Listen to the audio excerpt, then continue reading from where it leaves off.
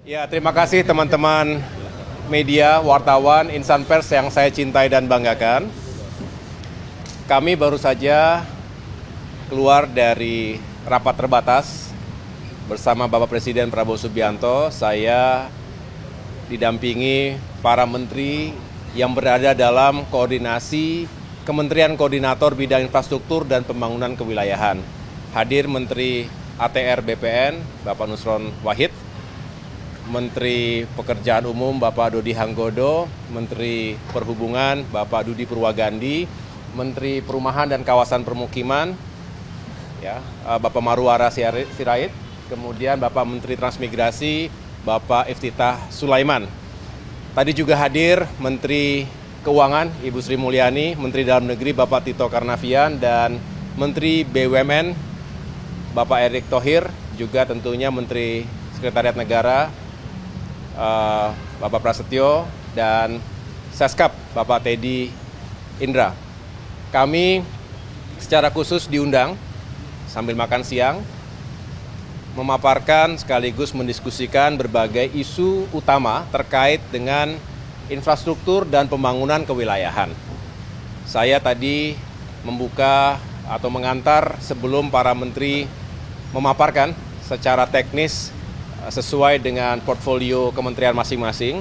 Yang jelas dalam rapat terbatas tadi, Bapak Presiden Prabowo Subianto kembali menekankan pentingnya pembangunan infrastruktur yang berdampak langsung terhadap pertumbuhan ekonomi secara nasional, juga tentunya ekonomi lokal, dan peningkatan kesejahteraan masyarakat Indonesia.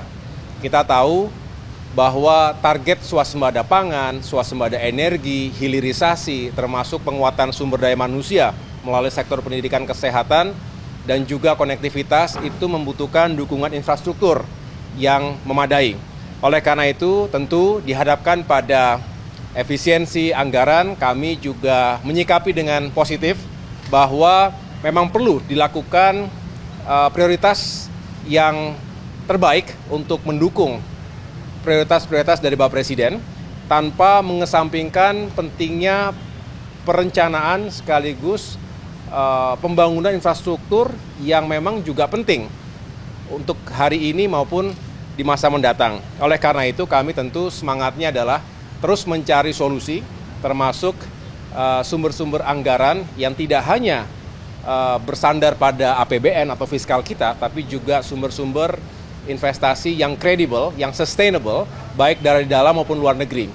Swasta menjadi penting untuk bisa bekerja sama dengan pemerintah agar proyek-proyek infrastruktur tadi bisa dijalankan dengan baik. Ada beberapa hal yang terkait dengan Kementerian Perhubungan. Kita tahu saat ini sudah masuk bulan atau medio Februari. Sebentar lagi kita memasuki bulan suci Ramadan. Oleh karena itu, apa yang kami lakukan selama ini, rapat-rapat koordinasi terbatas dalam rangka mempersiapkan arus mudik Lebaran, ini juga kembali mendapatkan atensi. Kami akan rampungkan, mohon doanya agar ini bisa lancar, karena kita ingin masyarakat Indonesia bisa menjalankan ibadah sekaligus nanti mudik Lebaran berjalan dengan aman, lancar, dan nyaman. Dan transportasi juga semakin terjangkau. Yang kedua, kami juga membahas berbagai fasilitas transportasi, baik darat, laut, udara, maupun kereta api, yang harus dikembangkan, diperkuat, sehingga bisa mendukung sektor ekonomi dan juga pariwisata. Dan ini kita harapkan bisa dilakukan secara intensif, dan kita kembali petakan prioritasnya di seluruh Indonesia. Kemudian untuk Kementerian Transmigrasi, tadi juga kita memaparkan pentingnya kita memetakan secara utuh potensi kawasan transmigrasi, termasuk revitalisasi kawasan transmigrasi di berbagai daerah. Bapak Presiden ingin benar bahwa pembangunan Indonesia di bagian timur, khususnya Papua, juga bisa kita fokuskan, terutama hadirnya daerah otonomi baru, 4 provinsi baru yang juga perlu perhatian pemerintah, dukungan infrastruktur, baik infrastruktur dasar, termasuk lahan yang disediakan, perumahan, termasuk juga perhubungan, dan yang paling juga penting adalah bagaimana transmigrasi saat ini bisa membuka potensi ekonomi baru di sana. Yang berikutnya terkait dengan Kementerian ATR BPN, kami juga memetakan apa saja yang menjadi isu dalam tata ruang sekaligus juga pengelolaan lahan di Indonesia. Kita tahu berbagai kepentingan, baik itu lahan hunian, lahan industri, dan lahan perkebunan, termasuk juga yang harus tetap dijaga agar keseimbangan alam tetap terjadi, dan disinilah kompleksitas sekaligus tantangan bagi Kementerian ATR BPN. PKP, Perumahan dan Kawasan Permukiman, ini juga memiliki target yang tinggi untuk bisa menyediakan rumah-rumah yang semakin terjangkau bagi masyarakat berpenghasilan rendah. Kita ingin melakukan pembangunan 3 juta rumah dan harapannya dengan skema yang berpihak pada rakyat kecil, termasuk dukungan dari berbagai pihak, karena tentu Kementerian PKP tidak bisa bekerja sendirian, termasuk hadirnya Kementerian Dalam Negeri tadi, Mendagri, untuk memastikan pemerintah daerah juga dalam satu frekuensi yang sama, menghadirkan rumah-rumah rakyat, mengentaskan permasalahan backlog perumahan, sekaligus menghadirkan perumahan yang semakin layak huni bagi rakyat kita. Dan yang terakhir terkait dengan Kementerian Pekerjaan Umum, tentu berbicara infrastruktur dasar, jalan-jalan, persiapan menuju Lebaran, lalu kita juga kembali meyakinkan agar infrastruktur, misalnya bendungan, itu benar-benar terhubung dengan saluran irigasi sehingga bisa meningkatkan swasembada pangan. Dan yang lain-lain yang tentunya membutuhkan perhatian dari sektor pekerjaan umum.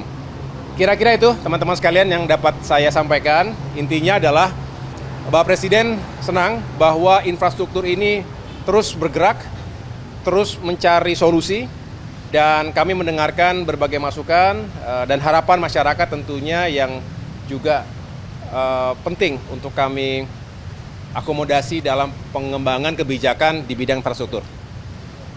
Terima kasih. Ya, silakan, mungkin ada yang disampaikan ke menteri-menteri lain.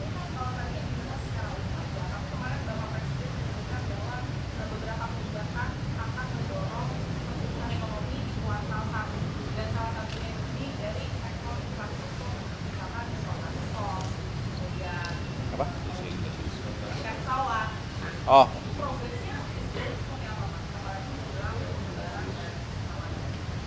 Ya, kami belum bisa mendeklar saat ini karena masih perlu waktu sedikit lagi. Saya mohon waktu terutama Kementerian Perhubungan yang juga tadi masih akan duduk bersama dengan Kementerian BUMN, Kementerian Keuangan, dan lain-lain. Yang jelas semangatnya adalah kami sesuai dengan arahan Bapak Presiden, bagaimana harga tiket, harga transportasi itu lebih terjangkau.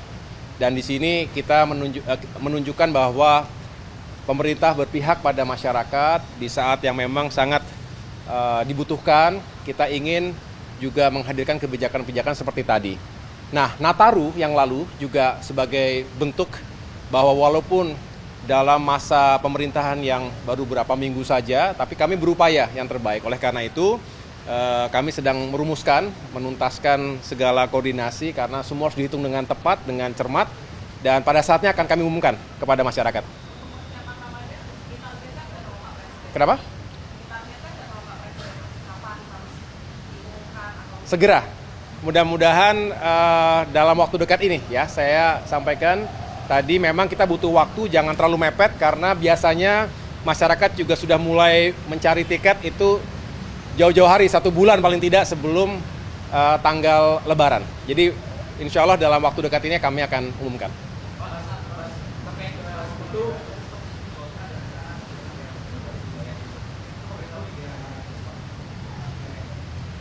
Daerah otonomi baru yang dimaksud tadi ada 4 provinsi di Papua. Ada Papua Tengah, Papua Pegunungan, Papua Selatan, dan Papua Barat Daya. Daerah baru, pembangunan ibu kota. Ya, jadi 4 provinsi tadi kan merupakan daerah otonomi baru. Nah, yang belum hadir ini kan center ataupun pusat-pusat pemerintahannya.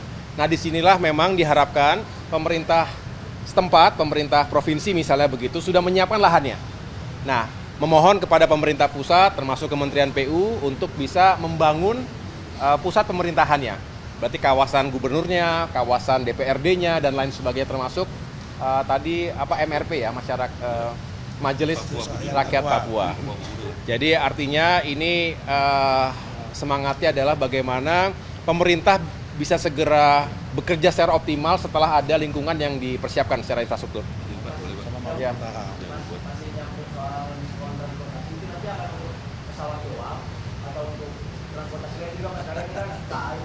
Kita rumuskan. Apa? Kita rumuskan itu. Saya tebak.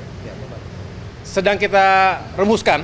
Jadi memang selalu berbicara semangatnya dulu, tapi juga kita harus hitung dengan cermat. Tetapi sekali lagi semangatnya adalah bagaimana transportasi ini semakin terjangkau, khususnya di dalam masa 2 minggu sebelum dan sesudah Lebaran. Disinilah sedang kita hitung juga, termasuk tadi selain itu kita membicarakan bagaimana menyusun strategi untuk mengurai kemacetan. Misalnya kita tahu bahwa Lebaran kali ini back to back dengan Nyepi, artinya ada blok waktu di minggu tersebut yang harus kita perhatikan. Nah, dihitung dan disimulasikan oleh Kementerian Perhubungan, hari H-min berapa harus sudah mulai diurai agar tidak semuanya menumpuk di 2-3 hari sebelum Lebaran.